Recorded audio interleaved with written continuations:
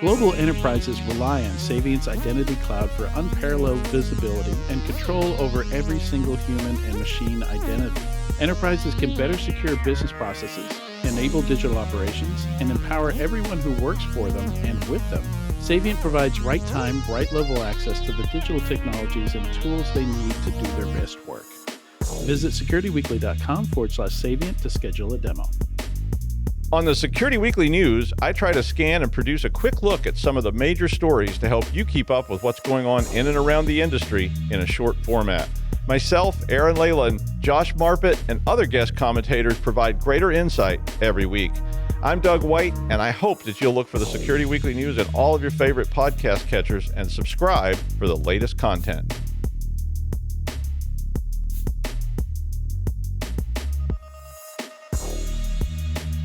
Welcome back to Enterprise Security Weekly.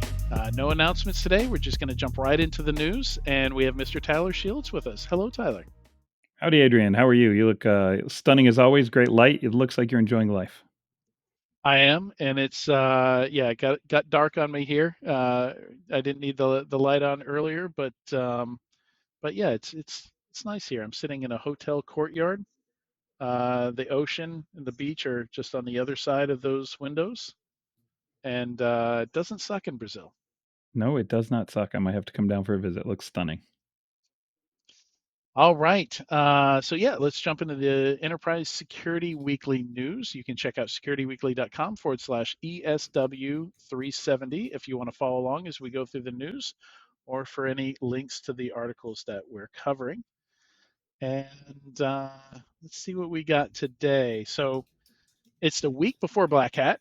So that has a big impact on what makes it into the news segment. And there were a ton of fundings. There was $500 million worth of funding this week in the Return on Security newsletter, the security funded newsletter. That's a lot of funding. Yeah, some big ones too.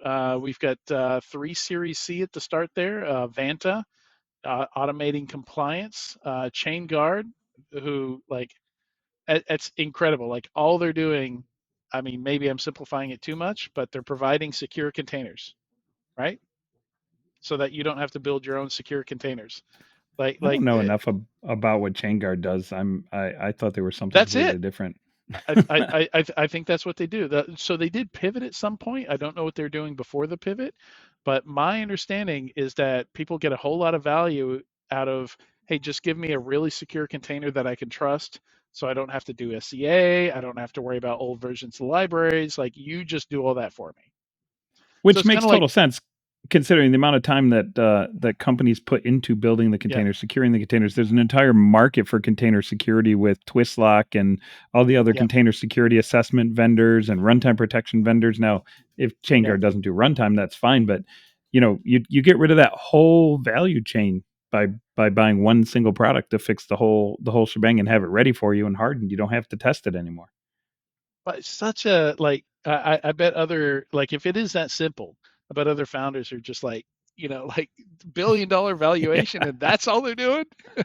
Yeah, but I guess they do it and they do it well. I mean, every company is using containers now. Like containers are kind of a foundational building block, and it's like, hey, I can make sure that they're always secure, always up to date, built safely, and yeah, there's a lot of value in that. Yep, sure enough. Cowbell also $60 million. I forgot to mention Vanta, $2.45 billion valuation. So getting pretty big, getting up there. And crossed 100 million ARR in January. And then we've got Cowbell also with a Series C, smaller Series C at 60 million. And apparently the entire Series C is all one source, Zurich Insurance Group. And Cowbell Cyber is a cyber insurance MGA. So yes, we can't let this story get by without saying one thing, Adrian, and I'm sure you know what that is. We need more cowbell. Do you need more cowbell? Yeah. We all need more cowbell. Yeah, it's a funny name, but I like their approach. I like what they're doing. And it didn't make it into the news today, but some of my friends up in Montreal just came out of stealth today with a similar kind of company that they're doing, basically cyber insurance broker. And yeah, so Interesting market. I think it's very needed. Insurance companies are kind of well, it's funny that it's Zurich because that's the where the quote came that cyber was uninsurable, right? That was somebody from Zurich Insurance, I think. Yes, I believe so. So interesting counterpoint there. Yeah, but what Cowbell does that's cool is they connect insurance to they call it adaptive cyber insurance, where they have certain technology sets and data and automation that make sure that you are relatively secure before they'll Yeah, insure you, right? So they're real time actually data. connecting the tech stack with the insurance capability, which is kind of cool. I mean, that's really fresh and um, Yeah, the yeah, maybe I cyber need to start equivalent. an insurance company on top of The those guys and just sell their stuff.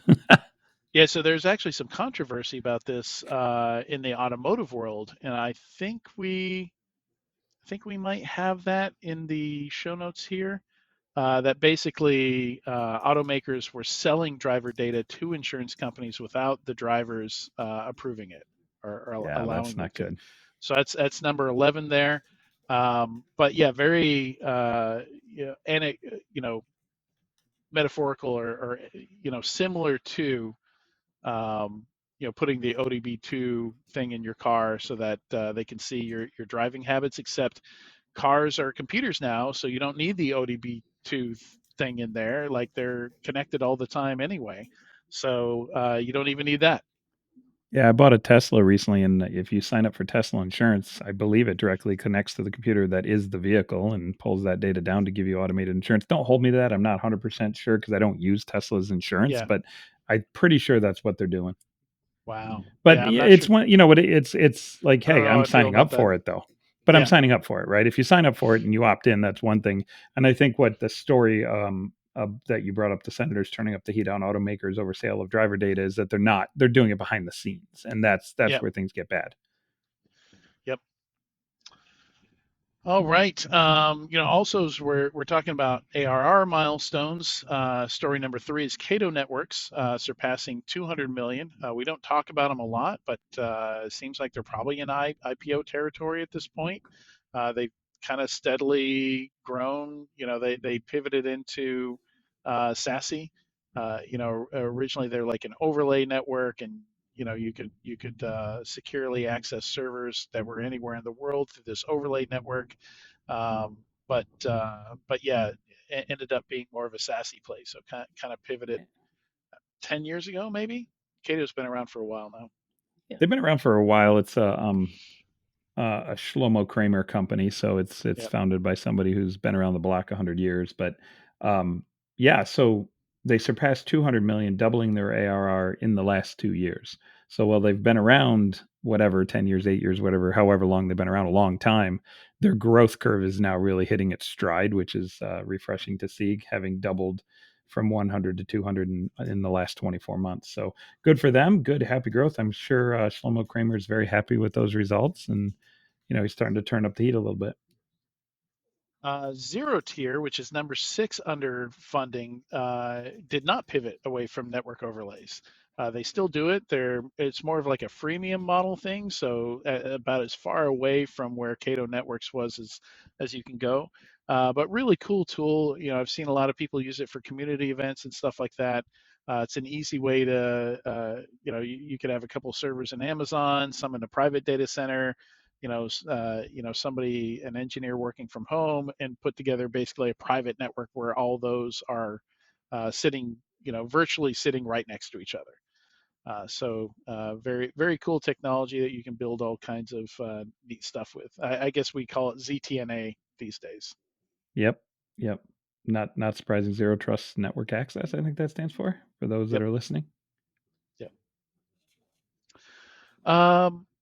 DAS raised 50 million. Apparently ASPM and CTEM. I don't know much about DAS, but 50 million is a pretty good round. They didn't say which round it was, but their total funding is 105 million. So I'd say probably a Series B-ish, probably their I think second big round. it's either B or C. It's Okay.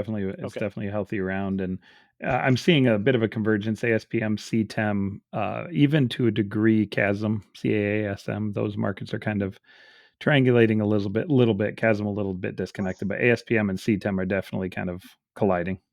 I don't know what ASPM is.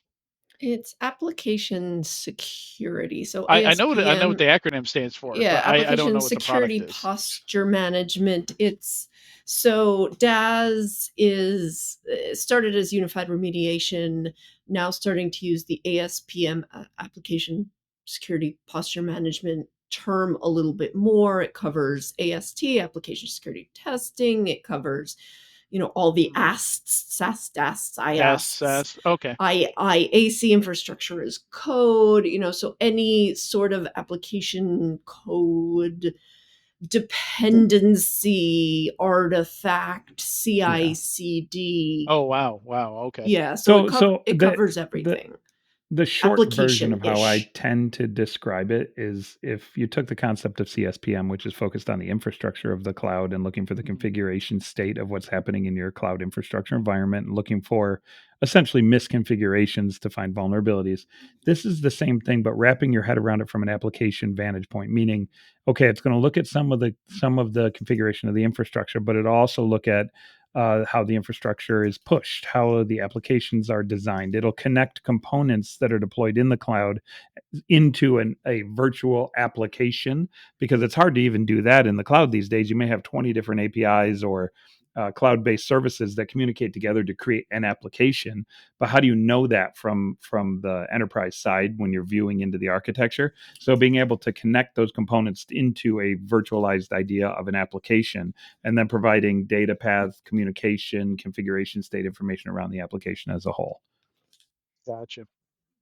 Yeah, I knew you guys would know, which is why I asked. I just kind of I never really looked it up and dug into it, and it just occurred to me, I neglected to do that. So thank you for that. Sure. I figure if I had missed it, somebody in the audience would have also. So it was worth asking live. Absolutely.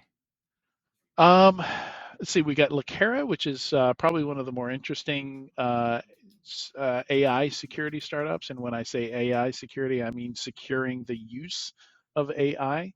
So if you're building an AI-powered application, Lakera can kind of sit in the middle and prevent malicious prompts or inappropriate prompts, anything that's trying to evade alignment, and might be able to impact the output as well. There's a lot of products out there that will filter on both input and output, but basically trying to keep people from abusing your large language model based AI that's in your product. Is this one of those AI firewalls or AI gateways? Is that really how it works at a fundamental level? Okay, yeah, that's what I thought. I believe so. Yeah, I believe it's just like it just takes a couple lines of code, and basically you're just sending it over there to get checked, basically. Yep, makes sense. Yep. And they're kind of famous for their Gandalf tool, which is a fun way to understand how prompt abuse works, how prompt injection works, how basically trying to jailbreak large language model alignment and system prompting. I love when they come up with cool little games as innovative ways to talk about what they do. Yeah, it's that's how most people know who they are. Yeah, absolutely. A very smart marketing move, an educational move. So let's see. Healer Security is SDLC Security. I don't know much about them. Vigil is another AI security focused startup. I found it interesting that Mayfield and Google both have AI focused funds, and each of those were participated in this round with Vigil. So this is securing generative AI and applications. So I assume they're competing with Lakera. And let's see, we've got Zest Security, which discover, flag, and resolve Gen AI threats in the enterprise. So this is very different. This is sitting between your employees and applications with generative AI in them, and trying to discover which ones they're using. Okay, they're using ChatGPT. Okay, now what do we do about it? So not just discover it and say, hey, here's the people using ChatGPT or Claude AI or any of the other ones, but also some kind of enforcement capability. And this is the one with the most questions marks around it for me. I don't know exactly how we're doing that. Are we just cutting off their prompts when they go too far off base? Do they have to be in line? Like, how does this enforcement piece work? So I'm kind of predicting we're going to see SASE vendors like Cato start acquiring companies that do this kind of inline policing of what goes in and comes out of generative AI tools. Yeah, it makes a whole lot of sense. It's all about sitting at the correct spot where the communications patterns exist. That's what cybersecurity has always been, validating input and checking output, right? Sanitizing output. And, that's always the first way of doing it. It's not the only way to do it, but it's certainly one of the most common ways. And the SASE vendors sit in the correct spot. Like there's a lot of network traffic vendors that sit in the correct spot where it can and should be done, which is why when I asked earlier, is this one of those API gateways? That's similar in essence to, if you're sitting in the right spot, you can validate the input and sanitize the output. So yep. And then finally, we've got Prompt.Foo, which is the last one, $5 million seed round led by Andreessen Horowitz. And very cool product, has a freemium model, open source model. You can go read all the documentation. And basically what this is doing, and what we're starting to see is now a framework around how we evaluate safe AI. And we're actually going to talk about this next week with Amanda Minnick from Microsoft, who does AI red teaming at Microsoft. She's going to call in from Black Hat. We're going to have that conversation next week. But there are a bunch of tools out there, and this is one of those that tries to automate that process of evaluating how secure your large language model setup is. So it's got a long list of prompts it's going to ask. It's going to try and ask how to make a bomb. It's going to, ask all kinds of things, both on the safety side, but also on the cybersecurity side. So trying to get access to data that it shouldn't have access to.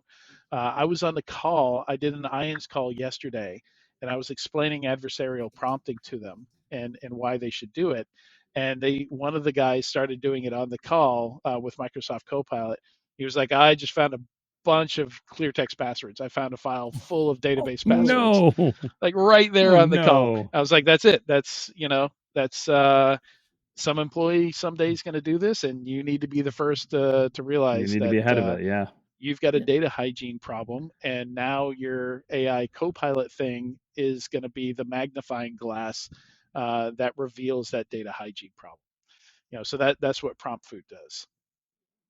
That's incredible. Looks like a really cool tool, definitely built for developers, very easy to integrate it with things and to automate it. So it's meant to, you build it into your CI/CD, you tell it what tests to run, and it gives you a scorecard back, like with all the pass fails.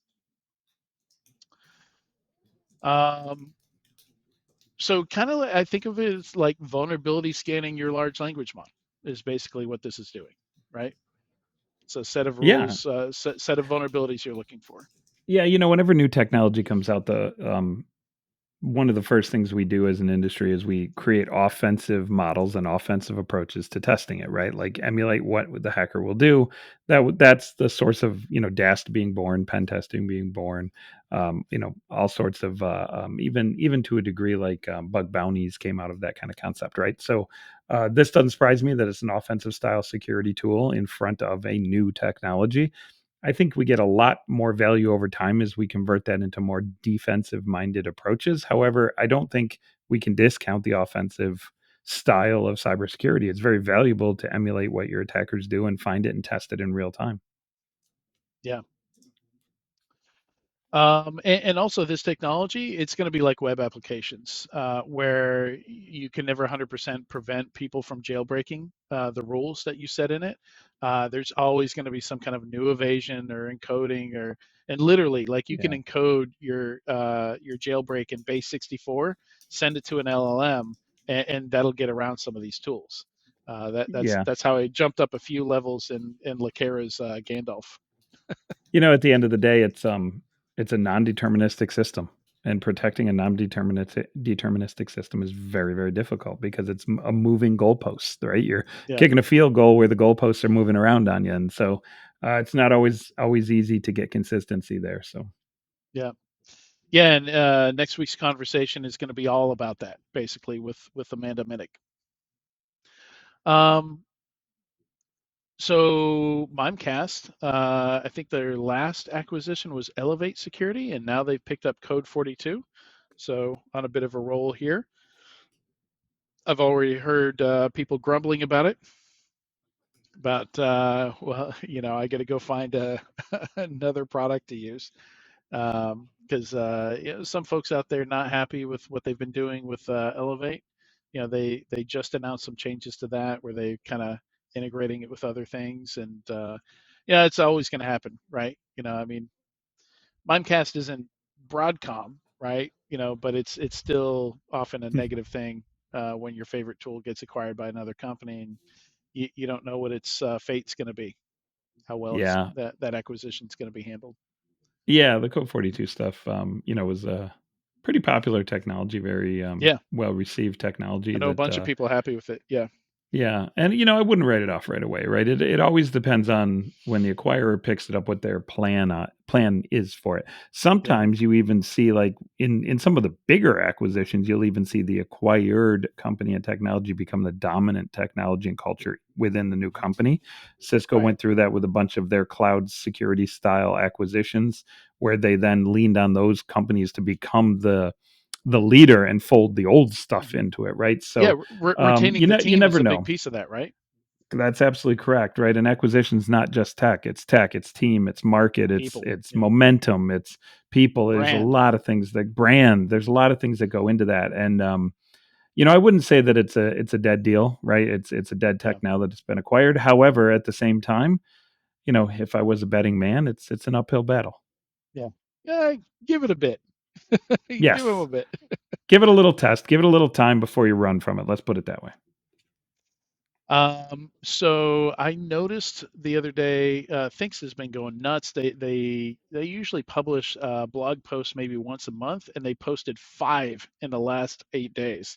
So I Wow. was like, what is going on over here? Obviously, they're probably going to be at Black Hat. They're maybe ramping up for that. But I noticed that they updated their Canarytokens website for the first time in years. This is the free version of their product that anybody can use. You don't even have to create a login to use it. Um, I I did work there. They are no longer paying me to say these things, but it is a really cool tool. They've added a bunch of new tokens that I haven't had time to play with yet, but some of these look very cool. Like there's multiple, it's not just a JavaScript cloned website. You can do a CSS cloned website. There's a Entra ID token. There's a WireGuard token. That's actually been there a bit. There's a kube config token. A lot of new stuff to play with there, all free. Always fun to play with these things and see when they trigger. Yeah, it's like the old tripwire days, way, way, way back when that was your only version of a token. But Right. no, they've made a lot more tokens, a lot more technology to deploy this in. And the best part about it is it's super high fidelity, right? Yeah. If you find somebody who opens up a piece of data that is meant only as a token, there's no Yeah. other reason to be in it, there's a very high fidelity chance that it's somebody sniffing around something they're not supposed to be sniffing around. So that's the best part about canary style detections, is that when you catch somebody, you catch somebody. If I put a QR code canary token, if I print that as a sticker, put it in the underside of this laptop, and I get a trigger on that, I know somebody is physically handling my laptop Hmm. and is looking at that QR code on the bottom. Yeah, Yep. so very high fidelity, absolutely. So we've got a whole series of kind of after effects, different essays and things like that from the CrowdStrike incident. Microsoft is, kind of thinking about closing off the kernel more. So there's a lot of pressure on them to not allow a third party to do what basically happened to 8.5 million systems couldn't boot all of a sudden because of a third party content update that impacted the kernel at boot time, and looking at more of a model of what Mac OS does, where they kind of close out third parties from getting access to that. So It's uh, a most of the terribly people I've talked difficult to, problem. most people I talk to don't think it's going to happen. Like once you open that access, it's really really hard to close that back off to third parties. And it's a terribly, terribly difficult problem. So specifically, I did my master's thesis on rootkits, which is essentially if you're in the kernel, you're operating as a rootkit underneath the rest of the system. And that's what makes you have a very powerful location being within the kernel. It's not the only way of doing detections, but it is one of the most powerful ways of doing detections, right? And so it's a very difficult problem to have when you're trying to get to the point where you're lower than any other attacker. The lower you are, the easier it is to detect anything above you, right? And so if attacker gets below you, it's much harder to see them.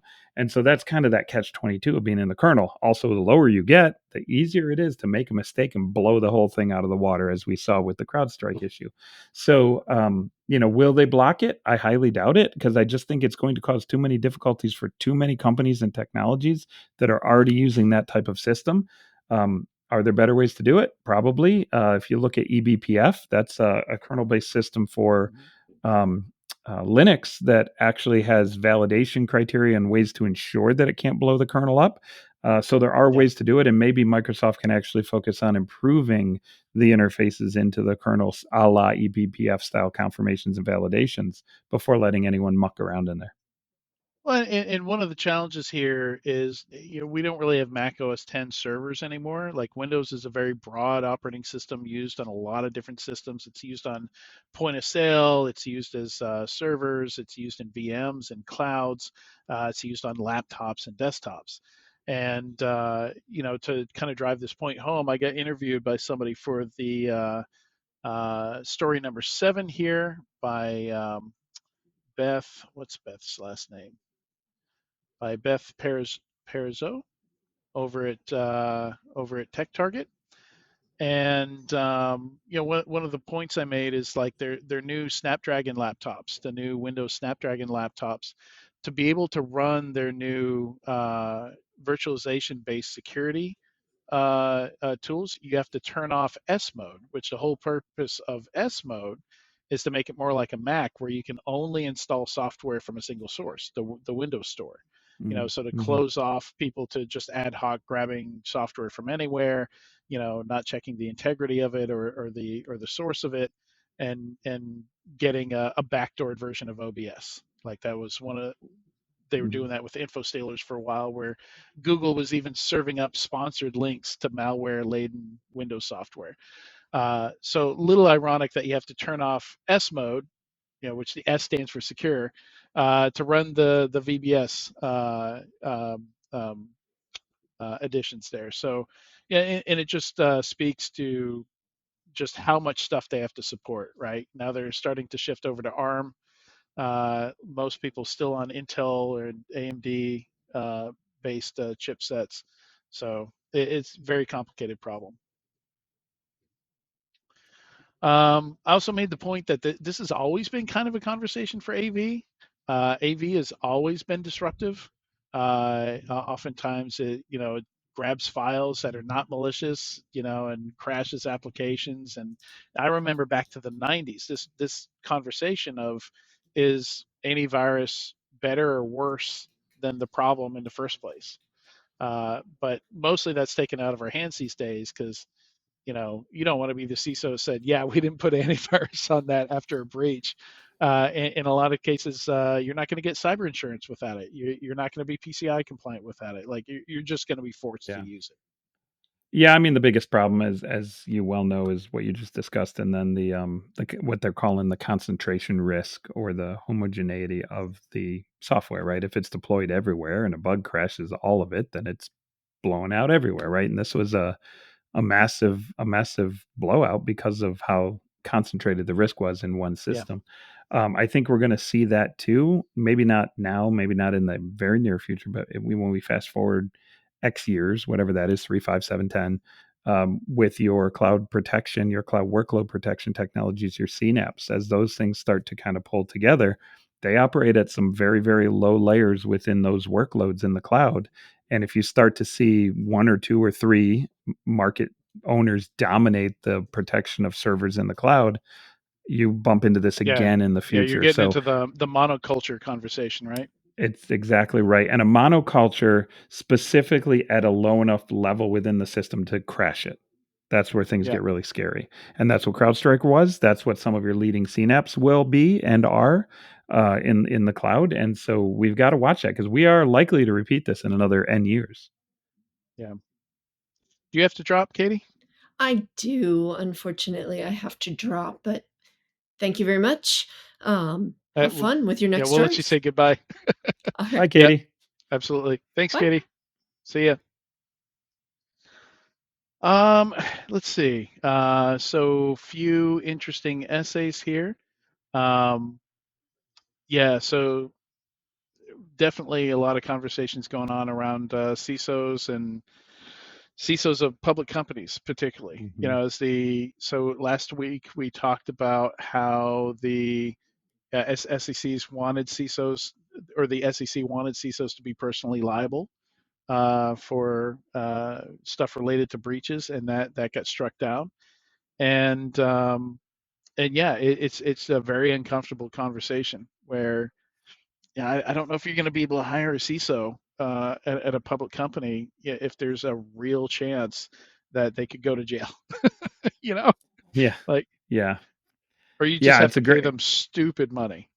Yeah, it's a great question. Well, you'd absolutely have to pay them stupid money for sure to offload some of that risk. But I don't know if you saw it. I think it was today or yesterday that Alex Stamos announced he's now the CISO at SentinelOne. That was announced today, I believe. So they just picked him up, and yeah, I mean think about that spot, right? Because you're playing in that same market as CrowdStrike.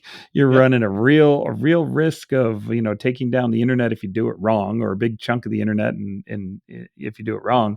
And he just signed up for that CISO role. And I love Alex. I've known him for 25 years. I consider him a friend of mine. And I saw that announcement and I was like, God bless you, buddy. Congratulations and good luck. Right? Like, it's a scary spot to be. And it's like 3 jobs in one, right? When you're the CISO of a large vendor like that. Yeah, he's probably going to be over corporate security, product security, and evangelism, right? Because everybody knows him. He's very visible. Mm-hmm. So I would anticipate he's got all 3 of those jobs, and that's not a small thing. No, and I mean, look, if anybody in the world is up to that for a company of that type, it's Alex. He's amazing. He's one of the best CISOs of all time. But I just don't know if I could do it. I just don't think I have the intestinal fortitude to take that level of risk. Could do it, or would you? Want to do it, right? Like what? Oh, I guess want to. I don't think I'd ever want to do it. I don't think I could take that leap. Yeah, could be a good retirement plan. Do it for 3 or 4 years, and save up all that money, and then quit, retire. Well, live in Brazil. Yeah, I'd rather not. I don't need those levels of stress in my life. I just my kids are mostly on their own now. Like, I'm not trying to add any additional stress. There's a real chance if I took that slot that Alex just took, there's a real chance I'd have a heart attack within 3 years and not make it out the other side. So I'll pass. I'll pass. Not sure my camera's focusing right. Anyway, you look beautiful either way. Trying to lean back here. But let's see what else we have here. So number 9 is a great essay. It gets into both technical details of how things secures their customer consoles, because they're SaaS like everybody else. When you use them, the console that sends you alerts, that manages your canaries, that helps you configure the canaries, all that's run in the cloud. It's run in AWS, and that's really out of focus. I don't know what's going on here, but yeah, it's a great read because it gets both technical, but also goes into the philosophical details of why they went this route. And I love that Marco, who's been at Things from the very beginning. He's kind of like, I think he's the CTO, so he's on the architecture side of things. Is like, yeah, we don't use any security products to do this. This is just isolation. Like the ability to do this is just built into what you can do with AWS. Yeah, this topic is super interesting because it's one of the things I love about Think's brand. It's another brand that's similar to me that does similar types of things is Gray Noise. These are the style of companies that are like, look, I don't care what's normal, right? I Yeah. don't care what's expected. I care about doing what's best for my customers and for the way I want to run my business. And that's always been how Thinkst has operated, right? Their customer And consoles were not running CrowdStrike.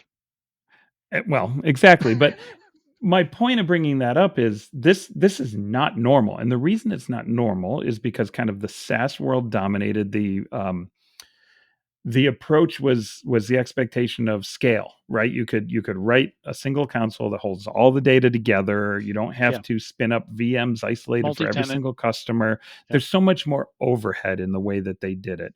But the trade-off is it gave them a lot of security in the sense that if one gets popped, it's isolated from others. And so there were positive trade-offs for them that they chose and said, hey, we're going to do it this way for the security. We're going to do it this way for how we think it's the better way to architect.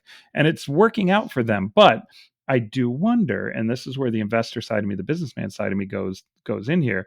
Had they deployed it as a unified SaaS platform, would they have higher margins? Would they have better business results? Would they be returning better money to the founders and investors of the company? And I don't know that there is no clear answer to that, because would you rather have more money in a company that's not as secure? It's a trade-off. There's always trade-offs. But sometimes doing it the way everybody else does it is for a reason, because it works. And sometimes it's, a negative to leave that model. I'm going to do some math here. So they have mentioned that they're north of 2,000 customers. So, and most of those customers, let's assume they don't have big needs for their console. So I think Marco mentions that most customers they're running a micro instance in EC2. So each customer has an EC2 instance. And a micro, if I recall correctly, I haven't looked in a while, but last time I was using EC2, it was about $30 a month. So $30 a month times 2,000 customers is 60 grand. So it's 60 grand a month more. Well, and I don't know how much that monolithic infrastructure would cost to run. That might cost 30 or 40 maybe a month. Or 120. Right. But my point is there's a trade-off value there where you're trading off. But then you also have to create your infrastructure to spin these up, spin these down, onboard clients. You find ways to automate all that tooling that's not there by default that you have to build. And they built all that, And they had to build all that to design it the way that they designed it. And I'm not suggesting they're wrong. What I'm suggesting is I love them for saying, I don't care. This is what we think is right. We're going to run with it and we're going to provide the data. It may or may not be the most cost-effective way of running a business. You could talk about not only their technology, you could talk about their version of go-to-market. You could talk about their version of how they do marketing spend, how they build brand. Could they have scaled 5 times, 10 times faster with a more traditional investment that would allow them to spend $100 million in marketing dollars? I don't know. But the concern is there, right? And what I don't want people to do is read this unfashionably secure, and here's why we use isolated VMs, and go, that's the best thing since sliced bread. Right. You read these types of things and say, hey, that's great knowledge. What's going to work best for my business? Yeah, and that's kind of how it reads. Is it's not trying to sell the idea to you. It's saying, here's why we made this decision. Here's the factors. And that's why I love them. Yeah. And just throwing out the hypotheticals, like hypothetically, if this happened, we wouldn't have that much exposure. There would be no path from one customer to another customer, and that helps us sleep at night. So it's the route we chose. Yep. And that's what I love about them, right? They're unapologetic about why they chose it, and that works for them, and that's wonderful. And that goes to right with their brand. Their brand is exactly that, which is great. Yeah, and it's nice having that transparency around a time when we're all learning how CrowdStrike works, right? Like how their next gen AV gets updated.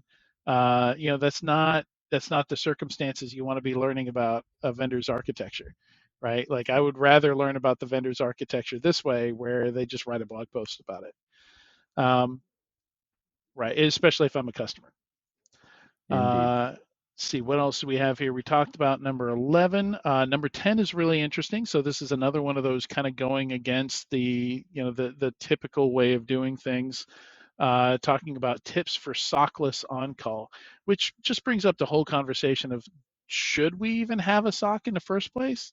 Yeah, I used to say years ago that the presence of a SOC was, a symptom of a problem that we created, which we just created products that generate busy work, and now we have to hire a bunch of people to handle that busy work, even though it doesn't really benefit us in the long run, arguably. But really interesting read, because again, this is one of those that gets into some really nitty gritty details, talks about how different companies do SOCLess, links to other resources and articles about how SOCLess works. And again, it's not one of these things that says everybody should be SOCLess. It's just kind of educates you as to, if you were to do it, here's what it would look like. Yeah, and that's what I love about it, is the fact that it's again expressing a unique viewpoint and saying, here's what's working for us. Learn from it. Use it if it makes sense. Don't if it doesn't. And this probably should have been a squirrel story, but the Canada Olympic Chiefs. Yeah, so Olympic Chiefs, that's not the name of a team or anything, just saying the folks in charge of the Canadian Olympic, some of the Canadian Olympic stuff. And I think this is, these are the football teams, the soccer teams, apologize for flying a drone over competitors' training to spy on their training. Like, wow, like this isn't the only case of sports teams spying on each other. And actually, just to tease it, I have queued up a conversation with the Williams F1 team, and we're going to be doing that in September. And this is going to be one of the questions. Is like, as the head of IT, we're going to be talking to the head of IT of Williams, nice, who is responsible for security. Like, how big of a concern is this? Because I think it was back in 2007, there was a spying scandal. It was more of an insider thing where somebody took documents from one team to another team, literally photocopied them, and the person working at the photocopy place turned them in, called up Ferrari and said, "Hey, there's a guy in here at my Kinko's photoshopping or photocopying your documents," because they didn't even do it themselves. They had the person working at the photocopy place make the copies for them. Yeah, so not lazy. The way to do corporate espionage. That's just the wrong way to do it. No, that just doesn't make a lot of sense. So with regards to the Williams team, I think we should lobby for a Vegas trip for you and I to go and watch that happen in real time, how their security works in the pits. What do you say, Adrian? Should we lobby for Williams? I think we need a field trip. I think you and I need a field trip. We're both big fans. So yeah, I think we need to do. We need an on-site briefing. Back to this one, this is like, they just, from what I understood about the story, they flew the drone over and were capturing images and video of formations that the team was running to learn from it. It reminds me of what is it, the Patriots and the spying that they did, and the cameras in the stands. I mean, baseball does the same. Okay. Yeah, I think it was the Patriots did it for football practices, like before playoff games or something, and then. In Major League Baseball, there was a cyber scandal. There was a hacking case. I forget what teams it was. Yeah. There's a hacking case, and then there was also just the physical banging on the drums when they were reading the signs from the pitcher, or from the catcher to the pitcher. They were literally banging on trash cans in the dugout whenever a fastball was coming or whenever a changeup was coming. They would bang the trash cans, just big boom. And so the hitter would be like, "Oh, next one's a curveball. I know how to hit it." Like literally, like this stuff is super common in sports. I did not know that. Oh my God. Yeah. Well, you would know that because you know the ins and outs of some of that betting you do requires you to know some of these things. I mean, hey, I might have made money on listening to those banging drums back in the day, but but no, in all reality, I'm not surprised. I'm just surprised they got caught. Like that's really what it comes down to. So, so 13 we can skip. We can just jump to the squirrel stories here and wrap things up. So number 14, that's one of those that you need to click. You don't have to watch the whole video, but you'll get the gist in a couple of seconds if you click that one. And that's just for you and me who have been around for a while. It's kind of satisfying. So that for people, and this is not something that we're showing, but basically somebody did some data science and put in the operating system share for all of computing from like the mid 70s all the way up to close to the current day. I think it went up to like 2022 or something like that. And it's really interesting to see all the flavors of DOS, grow and then shrink away and give way to Windows, and OS2 Warp is in there, and Amiga's in there, and Commodore 64 is in there, and then we get into the modern days, and you got Mac OS and Windows and Linux. So it's just a lot of fun to watch everything grow and shrink over time. And I think OS2, man, it's got OS2 in it, Adrian.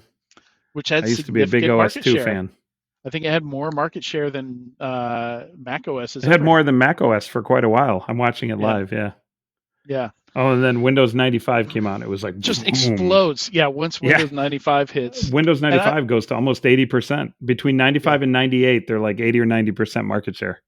Yeah, and that was Microsoft's big break, right? Early 2000s. Yeah, that's very cool. Yeah. Yeah. Well, and it was the web browser, right? Like they released Windows 95 right around when the internet was new, and they built in Internet Explorer, and all of a sudden, like that was the easiest way to use the internet, to browse the internet, was to get a Windows system. Yeah, 2003. I'm looking at. I just happened to have paused it on 2003. Windows ME, Windows 98, Windows 95 make up all but about 4, 5, 6, 7, 8, 9, about all but about 12%. Is Microsoft. They literally had a monopoly on operating systems. In that era, Mac OS was 1.6%. That was dark days for Mac. That was days for the Mac. Yeah, so that was when they were just starting to, Jobs had come back and redid the product line, and they came out with Mac OS 10, and they were trying to bring it back. Holy smokes! I'm sorry to keep going forward in this, but 2007, 2.7 Mac OS, 0.4 Linux, everything else Windows. Yeah, in 2007. So they got to 97, 98% in 2007. I'll stop there. I could watch this all day. Yeah, and it's funny. It ends up Windows 10 still has more market share than Windows 11. I thought that was interesting. A lot of people have resisted going to, and I think a lot of that is them putting in advertisements and features that people are just really wary of. And then the other squirrel story here is that the Department of Homeland Security has a denial of service robot designed to disable the internet or disable Internet of Things type booby traps within homes. So I didn't know there were.